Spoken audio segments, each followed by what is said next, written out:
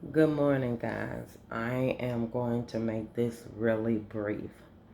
Here's the thing, they have this new thing out here. Well, it's not new, but today is the last day where I am for this real ID thing, okay? There is a woman out of Miami, Florida by the name of Jeanette Palmer. She's 76 years old. She was born in 1949, and I hope this helps someone. She's trying to get a ID, a real ID, because she says she needs to drive, okay? But she's not able to obtain one because she does not have a birth certificate, okay? So somehow, some way, this made the news. I want to share a similar story, okay? My dad, born 1942, never had a birth certificate. I diligently called his state, which is Alabama, trying to get a birth certificate. They did not have one on record. My dad worked, he drove, he had driver's license, employee IDs, benefits, everything. This woman is 70, 76. My dad is 82. He got his birth certificate, his passport, I want to say at the age of 80, 79, 80. But I'm going to tell you what I had to do. I kept calling down to Alabama. I think it's like the Board of Health that I had to call. And they say they see his mom, his dad, his sisters, his brothers. His siblings had birth certificates, but he do not. And my dad, he is the second child out of six, right? So simply, they just had to create him one. They just made him one. Okay? And that's what I want to say to anyone who is running into this issue. Like my dad, the neighbors, the midwife, whoever they were, came to the home, helped mama, and scurried on. So when they did find something, my dad's birthday is October 13th, 1942. Oh, it was his school records. His school records had November 13th, 1942. So when they created his record, it was, what birth month do you want to use? Well, I know October, we stand with October.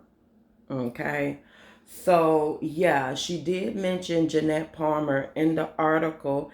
It did say they may have to go to her school records.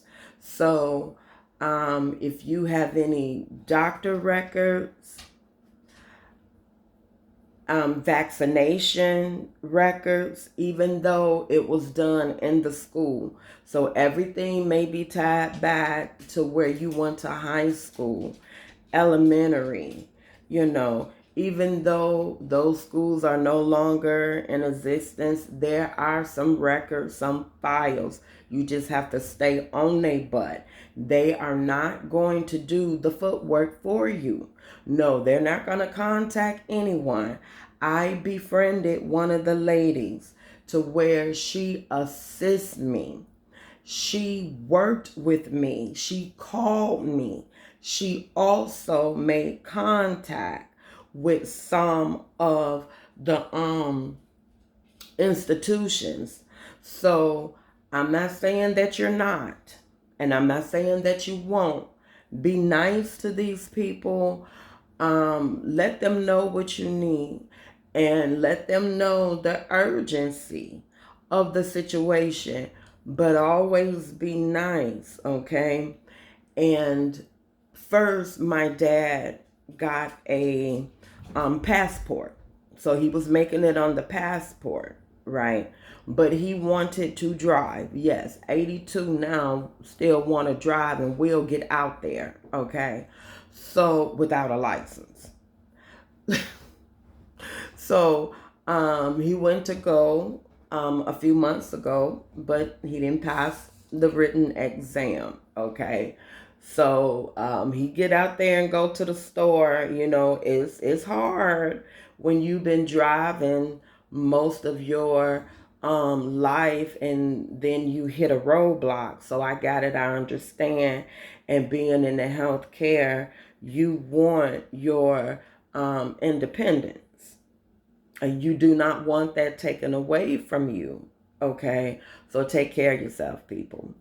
In addition to that, to anyone who is going through this, or if Jeanette can get to this, or if anyone knows Jeanette, you can get a birth certificate and they will make one for you.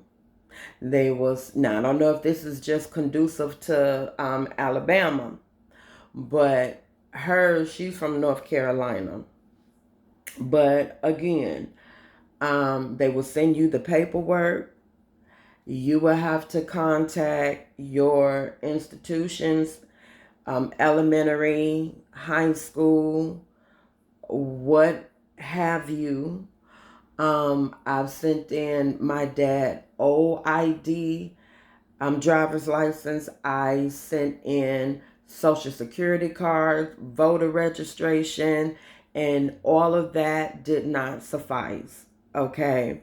Um, Again, they want your parents' information, your dad's information, your siblings' information, any school records that you may have. That will push you over the threshold. That will get you there. It did for us. Okay? Get your ID. Until next time, take care of yourself. Be kind to yourself. And to others.